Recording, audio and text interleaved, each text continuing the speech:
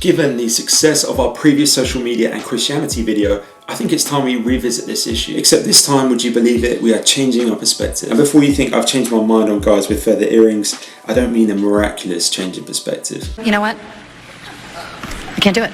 I want to focus more on the flip side of someone who feels the need to prove to everyone how holy they are and how much better of a Christian they are than everyone else, just because they publicise it. I want to focus on those that you've never heard of, and the reason why, because they deserve to be heard about. But for starters, as always, we need to deal with the tensions. I'm not saying all Christians that promote biblical lifestyles and take part in Christ-like activities are satanic. I'm not saying that if you're on social media, then you need to never post because that's what holy people do. But what I am saying is that if you're posting content like, oh, I didn't see you there with your big camera filming me helping an old lady cross the road, or the look at me but don't look at me content, then I would maybe start to question some of your motives. I'm not a moron, you know. Is it about giving God the glory at this point? But I won't go in any more detail into that, as I feel like the video you can watch here covered those kind of issues. Today I want to introduce you to some unique people and why I feel like their lives need to be celebrated. And we start in the 1930s and 40s, where there was a real hesitancy within the church to send women into remote areas with the gospel, through fear of safety and also tradition that had gone before them. The early leadership of what eventually would become Wycliffe Bible translators couldn't find any reason why that couldn't be the case, and so began generations of women learning foreign languages from all over the world. Even in the hardest to reach places, they would recount Bible stories and translate the New Testament into these new languages they were learning. This trend is still popular today, and in fact, over the past several decades, single women in particular have dedicated a huge chunk of their lives to Bible translation. But to give you a specific example, we can look at Anne West. West travelled to the Philippines in the early 1960s, where she spent half her life working on projects to translate the Bible into local languages and dialects. More specifically, Ifugao, a regional language spoken by 130,000 people. She was faithful to respond to the call that God had placed on her life from the beginning, and she was welcomed with open arms by many. However, being a single woman was tough for her, and after she had served in a Southeast Asian country for 47 years, she moved back to the States, where she married at the age of 82 years old to a guy she met at church. She trusted God's purpose and she served him faithfully despite her struggles, similar to that of Florence Hanson and Eunice Pike, the first single female translators to train with Wycliffe's predecessor program back in 1936. In Mexico, where they were both completed the first New Testament translation in an indigenous language, working in a village where no missionaries had ever served before. Their example quickly reshaped the field. Within a decade, the program introduced male and female training, and by 1944, 2/3 of the linguists working in Mexico were women. January 1st, 404 AD, a gladiatorial match is taking place. Now, Christians usually avoided these events, but Telemachus' conscience was so bothered that this match was going on after Rome had converted to Christianity that he attended. In the middle of it, he jumped down into the arena and separated the gladiators and said, "Don't do this, don't kill each other. You can't do this is murder." And although there are different variations of the story, the earliest account says that the crowd was so incensed that he interrupted their entertainment that they stoned him to death. He gave up his life to prevent murder in the arena and was killed by the audience. But the impact came when the emperor heard about this. In fact, his conscience was so affected by it that he issued an immediate ban on all gladiatorial combat, and there was never another gladiatorial match in Rome, all because of Telemachus, a monk who put his life on the line. In fact, his example was such a strong declaration of faith, and his courage was so bold in standing up for the truth regarding the idea that human beings have a right to live and murder, therefore is wrong, that it transformed the view of Roman culture that existed for hundreds of years prior. Oloda Equiano was born in southern Nigeria to the Igbo people.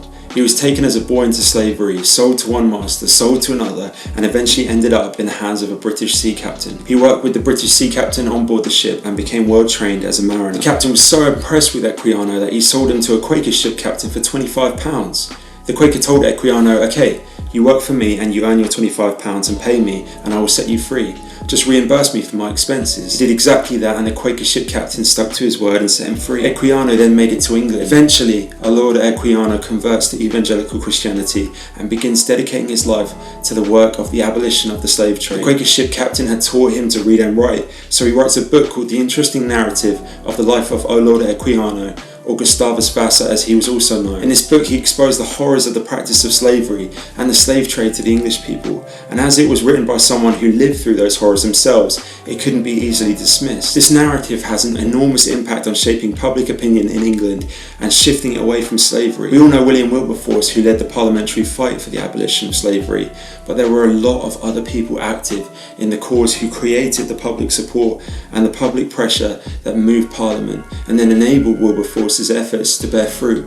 Equiano was one of those people. Now you may have heard of all of these people, or maybe even none of them, but the point I'm trying to make from this is that being faithful to God's calling on your life doesn't require a loudhailer, or thousands of followers seeing how great you are, or even just bragging rights about how tough life is because you're just so busy for God. All of these people serve lives that most people don't even know about. They made stands for God and took part in suffering for the glory of God for the sake of His kingdom, and they didn't stop once to think about how they needed to be seen or viewed by others. As God's grace would have it, they are still remembered in records as people who shaped history, but that's very rarely the case. Hebrews 11 after the Hall of Faith passage says this at the very end, "And what more shall I say? For time would fail me to tell of Gideon, Barak, Samson, Jephthah, of David and Samuel and the prophets, who through faith conquered kingdoms, enforced justice, obtained promises, stopped the mouths of lions, quenched the power of fire, escaped the edges of the sword, were made strong out of weakness, became mighty in war,